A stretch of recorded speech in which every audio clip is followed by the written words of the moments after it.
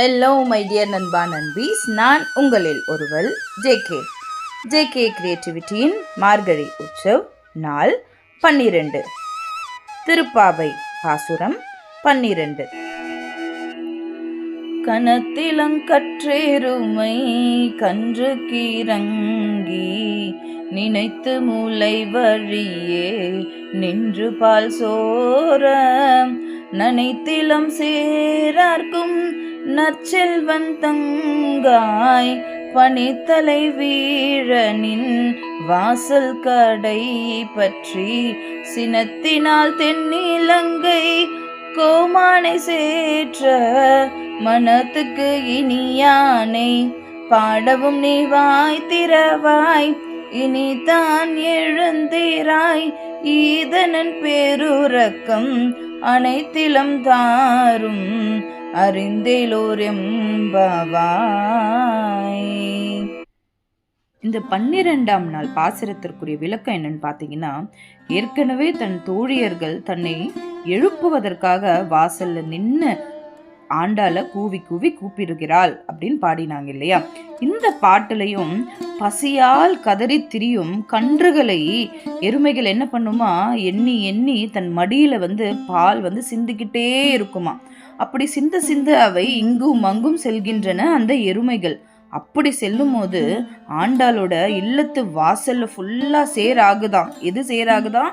அந்த எருமைகள் மடியிலிருந்து சிந்துற பால் அவ இல்லத்து வாசல் ஃபுல்லாமே சேரா ஆக்கி இருக்கா. இந்த அளவுக்கு விடாமல் பால் எருமைகள் மடியிலிருந்து சிந்திக்கொண்டே இருக்கிறதா. அப்படிப்பட்ட அந்த சொந்தக்காரரான ஆயனின் தங்கையே, அந்த ஆயனின் தங்கை தான் யாரு? இந்த ஆண்டாள். அப்படிப்பட்ட இவ்வளவு பெரிய வர்ணனைகள் எடுத்து அந்த ஆண்டாளை வர்ணிச்சு தன் தோழியர்கள் என்ன சொல்றாரு, இப்படிப்பட்ட எருமைகளுக்கு சொந்தக்காரனான ஆயனின் தங்கையே, கொட்டுகின்ற பனி எங்கள் தலையில விழுதான். எப்படி? மார்கழி மாசத்துல கொட்டுகின்ற பனி அவங்களோட தலையில விழுதான். ஆனாலும் அவங்க ஆண்டாளை எழுப்பாம இங்கிருந்து நாங்க போக மாட்டோம்.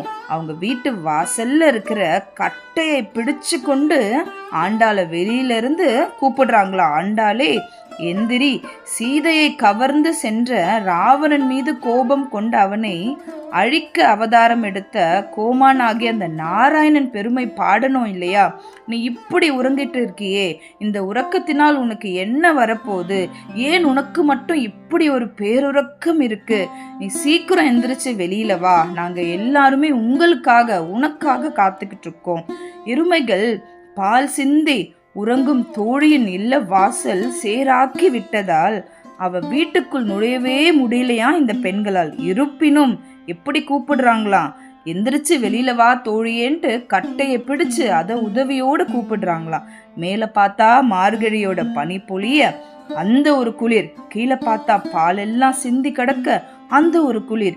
எப்பவுமே மார்கழி மாசத்துல என்ன பண்ணுவோம், நம்ம வெந்நீர்ல நீராடுவோம் இல்லையா. ஆனா இந்த பெண்கள் அந்த பனியையும் இந்த குளிர்ச்சியுமே பொருட்படுத்தாமல் அந்த கண்ண பரமாத்மானின் லீலைகளை பாட, அவரை பற்றி போற்றி பாட, கோதையே நீ சீக்கிரம் வெளியில வா கோதையே அப்படின்னு வீட்டு வாசல்ல திரும்பி திரும்பி அந்த ஆண்டாளை கூப்பிட்டுக்கிட்டே இருக்காங்களாம். எவ்வளவுதான் கஷ்டப்பட்டாலுமே அந்த நாராயணன், அந்த ஸ்ரீரங்கனின் பாதம் சரணடையவே எல்லாருமே காத்துக்கிட்டு இருக்காங்க.